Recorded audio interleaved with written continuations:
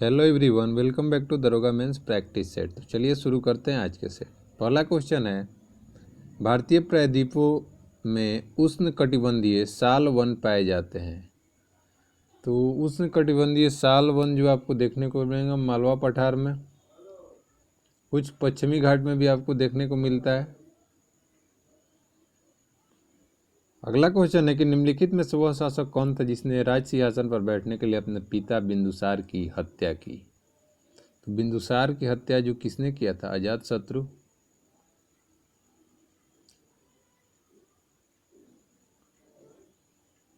Next है कि निम्नलिखित में से भारतीय संविधान के ऊपर सबसे अधिक प्रभाव किसका पड़ा।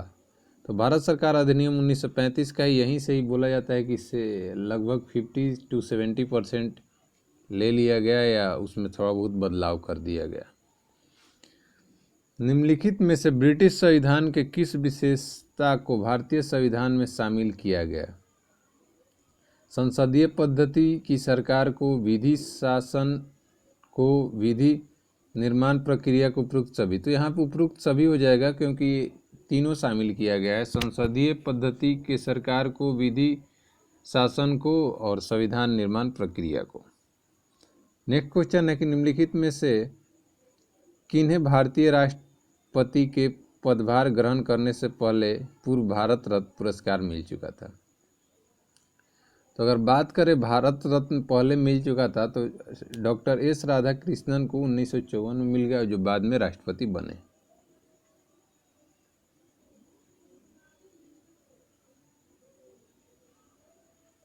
अगला क्वेश्चन है कि किसी कंपनी को बीमार माना जाएगा यदि उसके द्वारा घोषित वर्षात सूची हानि कंपनी के कुल मूल्य का अगर 50% हो।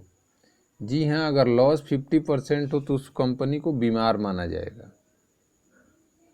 समान नागरिक संहिता किस राज्य में लागू है? तो कॉमन सिविल कोड जो लागू है वो आपको गोवा में लागू है, ऑप्शन सी। यूपीएससी में अध्यक्ष के अलावे सदस्य होते हैं। तो यूपीएससी में अगर अध्यक्ष के अलावे बात करें तो 9 सदस्य होते हैं, ऐसे टोटल 10 सदस्य होते हैं। तो यहाँ आपका जो करेक्ट आंसर होगा ऑप्शन सी ही होगा, क्योंकि 9 तो यहाँ दिया नहीं है आपको। अगला क्वेश्चन है कि सुप्रीम कोर्ट के न्यायाधीश को शपथ कौन दिलाता है? तो सुप्रीम कोर्ट के न्यायाधीश को शपथ कौन दिलाएगा? तो सुप्रीम कोर्ट के न्यायाधीश को शपथ राष्ट्रपति दिलाएंगे। किस अनुच्छेद के तहत सर्वोच्च न्यायालय से राष्ट्रपति परामर्श मांग सकता है? तो राष्ट्रपति परामर्श किसके तहत मांगेगा? 143 के तहत राष्ट्रपति सर्वोच्च न्यायालय से परामर्श मांग सकता है।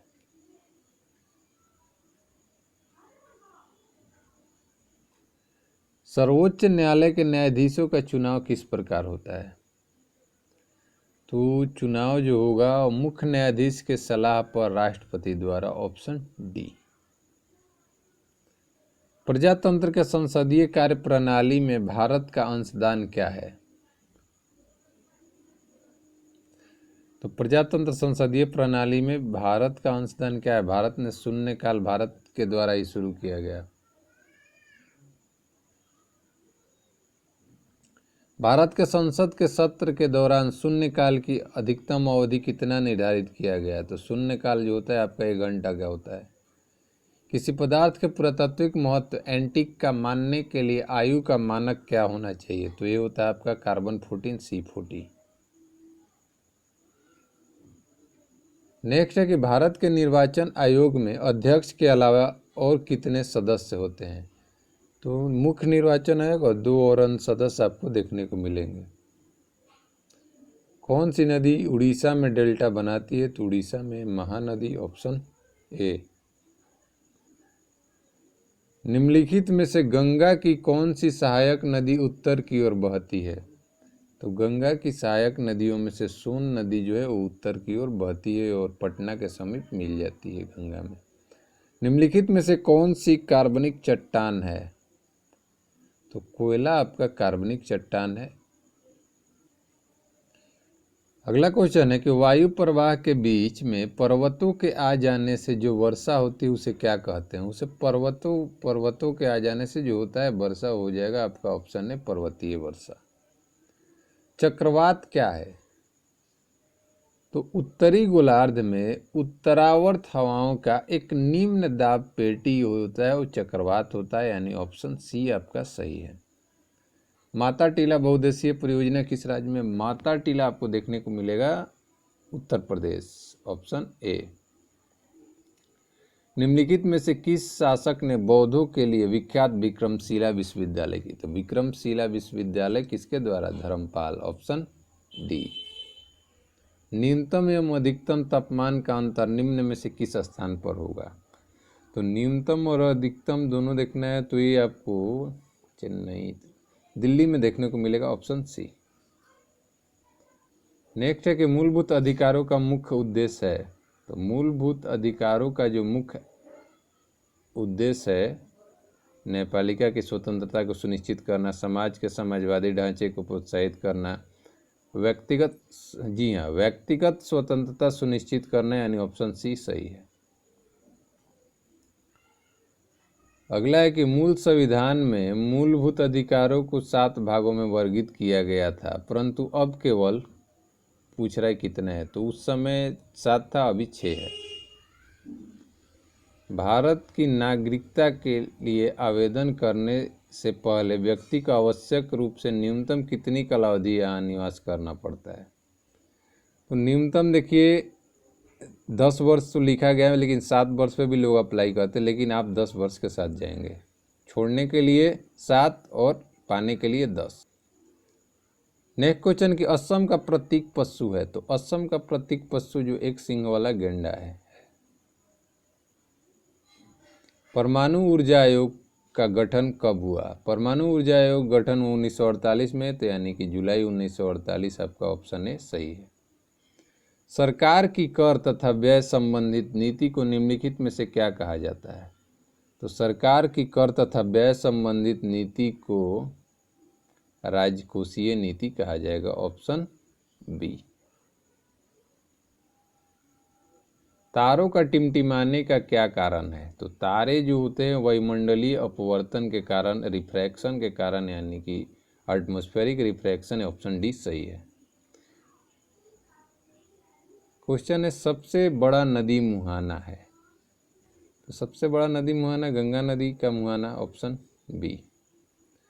सबसे बड़ा लोकतांत्रिक देश है, वो तो भारत है, और कौन होगा? पहला क्लोनित भेड़ का नाम था। तो पहला क्लोनित भेड़ का नाम जो था वो आपका डॉली, ऑप्शन बी। ऋग्वैदिक आर्य किस भाषा का प्रयोग करते थे? तो ऋग्वैदिक आर्य आपका संस्कृत का इस्तेमाल करते थे, ऑप्शन ए सही है। अगला क्वेश्चन है कि चंद्रमा पर पहुंचने वाला प्रथम मनुष्य सहित यान कौन था? तो मनुष्य सहित जो यान पहुंचा था चंद्रमा पर वो था अपोलो 11, यानी ऑप्शन सी।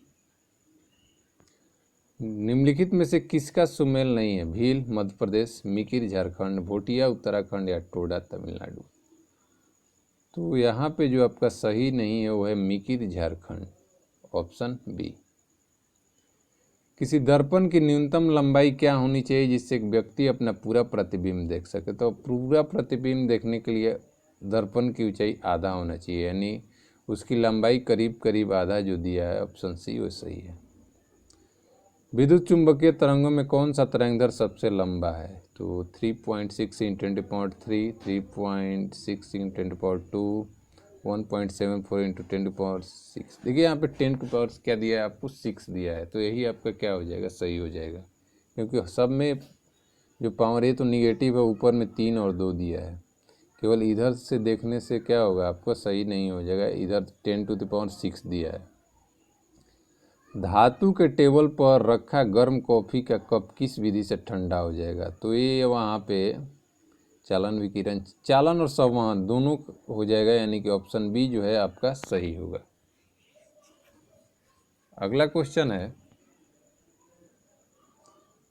एक साफ शीशे के प्लेट पर पानी की बूंद गिराने से वह फैल जाता है, जबकि पारे की एक बूंद गोलाकार बनी रहती है, क्योंकि पारा धातु होता है, पारे का घनत्व पानी घनत्व से अधिक होता है, पारे का संसंजक कोहेसिव उसका शीशे के साथ असंजक एडेसिव से अधिक होता है। जी हाँ, पारे का जो कोहेसिव होता है उसे एडेसिव से अधिक होता है। अगला क्वेश्चन है कि 20 किलोग्राम की वस्तु को जमीन से 1 मीटर ऊपर उठाने के लिए किया गया कार्य। तो mgh लगाइए, मास दिया हुआ है, g का वैल्यू अगर 10 रखेंगे और हाइट 1 मीटर है तो 200 जूल हो जाएगा। Option C. पानी से भरे गिलास के नीचे रखे कागज को बिना पानी के छलके खींच लेने की क्रिया किस कारण संभव होती है? तो ये देखिए, ये जड़त्व के कारण हो जाएगा। Option C. निम्नलिखित पादप अंगों में से कौन सा अंग श्वसन अंग है? तो पादपों में कौन सा श्वसन अंग होता है? पत्ती। धूमकेतु की पिच हमेशा सूर्य से दूर रहती है। प्रतिकर्षण बल के कारण, अपकेंद्रीय व सौर विकिरण और सौर पवनों के कारण, या किसी अज्ञात के कारण आपको बताना। तो ये आपको देखने को मिलेगा किस कारण से? ये देखने को मिल जाएगा आपको अपकेंद्रीय बल के कारण। Option B. पृथ्वी की आयु ज्ञात की जा सकती है। तो पृथ्वी की आयु जो ज्ञात की जाएगी यूरेनियम काल निर्धारण, यानी कि ऑप्शन ए। नेक्स्ट क्वेश्चन है कि रेडियो एक्टिव आणविक परिवर्तन के किस प्रकार की तरंग किरणें उत्पन्न होती है? तो वहाँ पे रेडियो एक्टिव में आपका औरक्त किरणें, इंफ्रारेड। ऑप्शन ए जो है आपका सही है। अगला है कि परमाणु की प्रभावित त्रिज्या होती है। तो परमाणु की प्रभावित त्रिज्या 10⁻10 मीटर। ऑप्शन 10⁻10 या 10⁻15? प्रभावित त्रिज्या बोला गया है। ये थोड़ा सा हम कंफ्यूज हो चुके हैं इस क्वेश्चन को। देख लीजिएगा 10⁻10 और 10⁻15। आई थिंक डी ही सही होगा, 10⁻15 ही होता है। हो जाता है कभी कभी, माइंड से स्प्लिट कर जाता है। ज़्यादा डाटा अगर रहेगा माइंड में तो होता है ऐसा। हम भी इंसान हैं, ऐसा थोड़े ना है। लाउड स्पीकर में ऊर्जा परिवर्तन होता है। ध्वनि से यांत्रिक और यांत्रिक से विद्युत ऊर्जा में। विद्युत से यांत्रिक और यांत्रिक से ध्वनि। विद्युत से यांत्रिक और यांत्रिक से ध्वनि। ध्वनि से विद्युत और विद्युत से ध्वनि से विद्युत और विद्युत से ध्वनि, यांत्रिक से। तो लाउड स्पीकर में जो यहाँ पे इस तरह से ऑप्शन दे दिया गया है, देखिए, विद्युत से यांत्रिक और यांत्रिक से ध्वनि ऊर्जा, और फिर एक दिया हुआ है कि ध्वनि से यांत्रिक और यांत्रिक से विद्युत ऊर्जा। तो इसमें जो अगर करेक्ट आंसर हो जाएगा वो हो जाएगा आपका ध्वनि से विद्युत और विद्युत से ध्वनि, क्योंकि दोनों को आपको यहाँ पे दिखाना है। तो ऑप्शन सी सही होगा। निम्नलिखित में से उस धनराशि को क्या कहा जाता है जो किसी देश में ब्याज के अनुकूल दरें प्राप्त करने के उद्देश्य से उसमें प्रवाहित की जाती है? तो वो धन होता है आपका हॉट मनी, उत्प्रवाही धन ही उसको बोला जाता है। Option C. प्राकृतिक रबड़ का बहुलक है। तो प्राकृतिक रबड़ का बहुलक जो हो जाएगा आइसोप्रोपीन हो जाएगा। आपको बताना है कि ये हैं क्या हैं आपके। तो देखिएगा, तो 13 और 14 का डिफरेंस, 31 और 15 का डिफरेंस, और 32 और, तो आपको ए हो जाएंगे न्यूट्रॉन्स। तो आइसोटोन्स जो होगा आपका सही हो जाएगा, क्योंकि न्यूट्रॉन्स की संख्या बराबर है। कृत्रिम डिटर्जेंट है। तो कृत्रिम डिटर्जेंट सोडियम लवणों के वसाम्ल नहीं, सोडियम कार्बोनेट, सोडियम क्लोराइड का मिश्रण, हाइड्रोक्लोरिक अम्ल का कैल्शियम लवण, चक्रीय अचक्रीय सल्फोनिक अम्ल के सोडियम लवण। ये सही है, यही होता है आपका क्या? कृत्रिम डिटर्जेंट। अगला क्वेश्चन है कि रुक्षांश या मोटा चारा रॉगेज जो हमारे भोजन का आवश्यक अंग है में काफ़ी मात्रा में होता है, न पचने योग्य। तो उसमें आपको हो जाएगा सेलुलोज और लिग्निन जैसे कार्बोहाइड्रेट। Option A. अगला क्वेश्चन है कि ग्रे मैटर में होता है काफ़ी संख्या में न्यूट्रॉन, काफ़ी संख्या में तंत्रिका कोशिका निकाय, काफ़ी संख्या में तंत्रिका तंतु, या न्यूरोग्लिया। तो ग्रे मैटर में आपको जो देखने को मिलेगा वो हो जाएगा ऑप्शन डी, न्यूरोग्लिया। यदि थर्मस में दो गिलासों के बीच की दीवारें खाली है तो निर्वात ऊष्मीय संचरण किस विधि द्वारा रोकता है? संवहन, विकिरण, संचालन, संवहन, इनमें से कोई नहीं।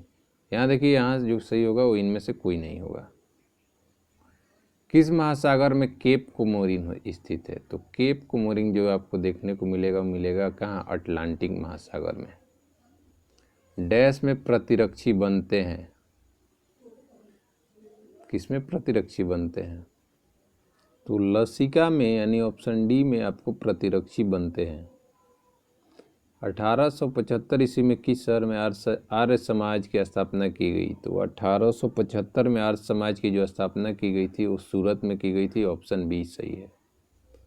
मानव शरीर में किस अंग में शोध के कारण हेपेटाइटिस होता है? तो यकृत में शोध के कारण हेपेटाइटिस होता है।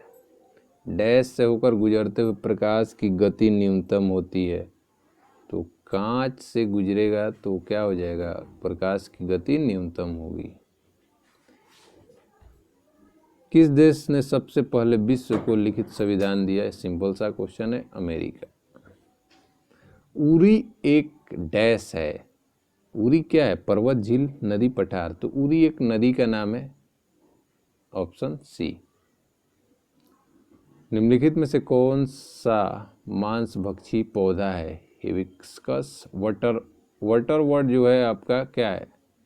मांसभक्षी पौधा है। अगला क्वेश्चन है कि निम्नलिखित में से किसकी न्यूनतम रनिंग लागत है? जल विद्युत उत्पादन, गृह नाभिकीय, तापीय या डीजल? तो जल विद्युत का सबसे कम न्यूनतम रनिंग लागत होता है। किस संगीतवाद को दो प्रक्रम रुद्र और विचित्र हैं? तो ये आपको वीणा में देखने को मिलेगा। Option C. इनमें से कौन सा एक कीट के शरीर का उत्सर्जन होता है? तो इसमें से अगर कीट के शरीर का उत्सर्जन बात करें तो मूंगा भी सही है, क्योंकि मूंगा होगा कि मोती नहीं होगा यहाँ पे, क्योंकि मूंगा जो होते हैं वो क्या होते हैं? अपने शरीर के जैसे कि जीव होते हैं और कैल्शियम कार्बोनेट पाया जाता है और धीरे धीरे मृत्यु के कारण एक पर्वत बन जाता है। स्वतंत्रता के पूर्व स्वतंत्र से बटी राज्यों को किसने राजाओं द्वारा स्वतंत्र रूप से घोषित राज्यों को भारतीय संघ में शामिल किया? तो ये सरदार वल्लभ भाई पटेल और मेनन के द्वारा किया गया था, यानी ऑप्शन सी सही है। गंडक किसकी सहायक नदी है? तो गंडक जो है गंगा की सहायक नदी है। Option D. पानी के एक बाल्टी को केवल एक हाथ में ले जाने के बजाय दो बाल्टियों के अलग अलग हाथों में ले जाने आसान होता है। बाल्टियों का भार संतुलित होता है। गुरुत्व केंद्र शरीर पर, गुरुत्व केंद्र तथा संतुलित केंद्र पैरों पर होता है। जी हाँ, ये सही है। गुरुत्व केंद्र तथा संतुलन केंद्र पैरों पर होता है। ऑप्शन सी। मालीगांव किस रेलवे जोन का मुख्यालय है? तो उत्तर पूर्व सीमांत रेलवे, फ्रंटियर रेलवे का मुख्यालय मालेगांव। Option C. यदि शुतुरमुर्ग विश्व का सबसे बड़ा पक्षी है तो दूसरा सबसे बड़ा पक्षी? कीवी, रियो, एमू। जी हाँ, एमू सेकंड स्थान पे आ जाएगा। पूछा जा रहा है एड्स बीमारी में डी का है, तो एक्वायर्ड इम्यूनो डिफिशियंसी, तो डी का क्या मतलब हो जाएगा? डिफिशियंसी। Option C. निम्नलिखित अधिकारियों पर विचार कीजिए। मंत्रिमंडल सचिव, मुख्य निर्वाचन आयुक्त, संघीय मंत्रिमंडल सदस्य या भारत के मुख्य न्यायाधीश? तो पहले जो आपके आ जाएंगे भारत के मुख्य न्यायाधीश, फिर आ जाएंगे संघीय मंत्रिमंडल सदस्य, फिर मुख्य निर्वाचन आयुक्त और फिर हो जाएगा मंत्रिमंडल सचिव, यानी 4-3-2-1, 4-3-2-1। Option C. और आज का जो लास्ट क्वेश्चन है 75 क्वेश्चन के सेट में, ओटावा किसकी राजधानी है? तो ओटावा जो आपको देखने को मिलेगा कनाडा की राजधानी है। तो 75 क्वेश्चन के सेट में अपना स्कोर जरूर मेंशन करें। मिलते हैं नेक्स्ट सेट में, तब तक बाय बाय।